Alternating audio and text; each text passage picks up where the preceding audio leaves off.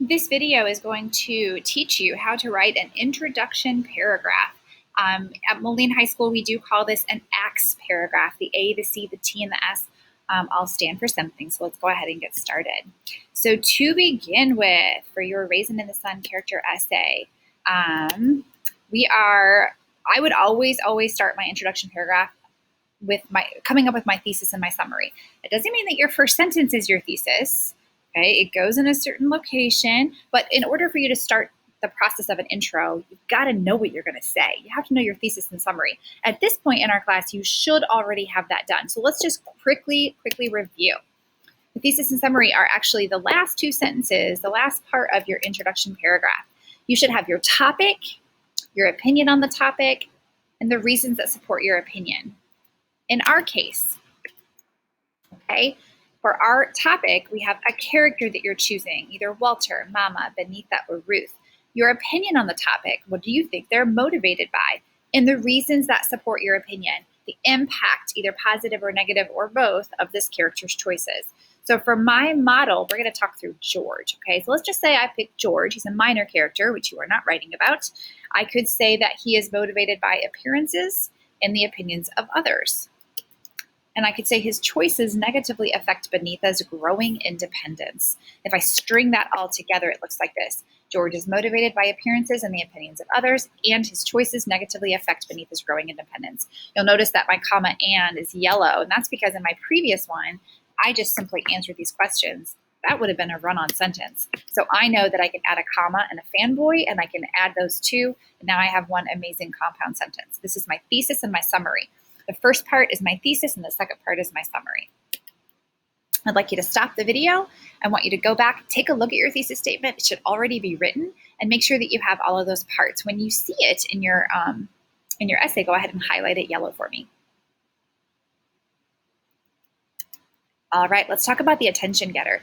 The ACTS paragraph actually starts with an A. So the attention getter is what that A stands for. This is the very beginning of your intro paragraph. This is the very first thing that I see. Okay. All right. So the attention getter, gosh, there's like a ton of different ways you can do it. It could be a surprising statement, something that's obviously related to the topic. Don't tell me about rainbows and unicorns. It has nothing to do with a Raisin in the Sun. You could start off with a fact or a statistic. You could use a quote from a notable person, which is that's what a lot of my students do, is they use quotes, and I'm actually going to do that too. And you can feel free to Google more ideas. I actually have a document somewhere that has 35 ways to start an essay. Maybe I'll share it with you. Okay, here are your rules though. You have to cite your sources. If you find a fact or you find a statistic, if you find a quote, you have to actually cite it. You've got to give me a parenthetical and show me where you came up with it, because if you didn't write it, you got to prove where you got it from, okay? You need to give me some background. Don't just jump into a quote without any background or without any explanation. That's weird. Do not use a question. What do you think Walter's motivated by? That's like totally not okay. Your attention getter can be one sentence. It could be more sentences, but don't go on all day.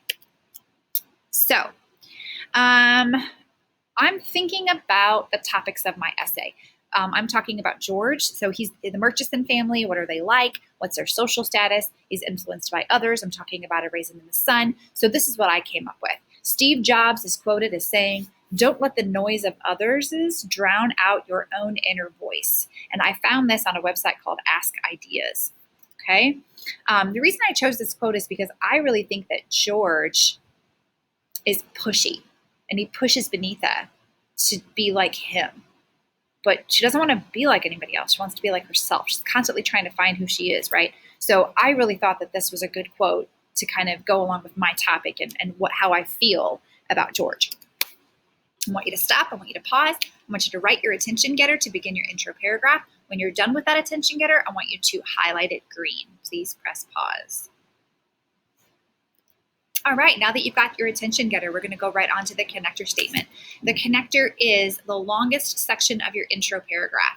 And this is probably the hardest part. You have to somehow connect this random quote, what seems like a random quote or fact or statistic, to a character that you're naming and what motivates them. All right. So here are some things that you should do. Your connector should provide more information about the attention getter if needed, like why you chose it, without saying, I chose this quote because. Okay, you need to explain more about that attention getter. You can explain how the attention getter connects to the essay topic. You should definitely somehow in the connector include the title of the play, the author, the setting, and relevant background information about the play itself. And then you need to lead into the topic of your thesis, which is the character and what motivates them and their impacts. Here's an example, okay?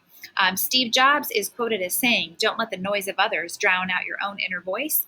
Many people depend too much on the opinions of others and have the tendency to attempt to change the people in their lives.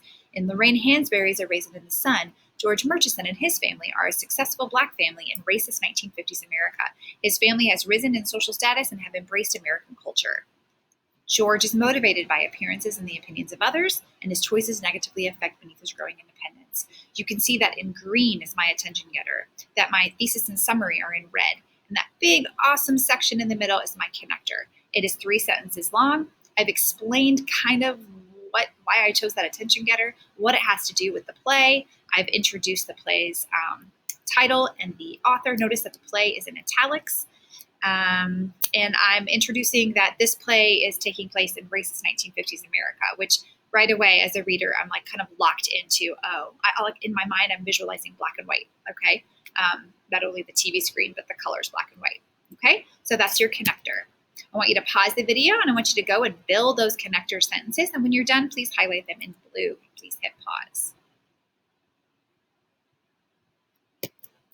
All right, guys, at this point, you're almost done with that introduction paragraph. Go back and add some transition. Make sure that your sentences flow well. Make sure you've got the title and the author's name. Check your spelling, your grammar, your capitalization, punctuation. Please do not use I, you, or us, etc. Make sure that you're hitting space one time after each period and comma. Make sure you're spelling all the character names correctly and capitalizing them. Happy writing.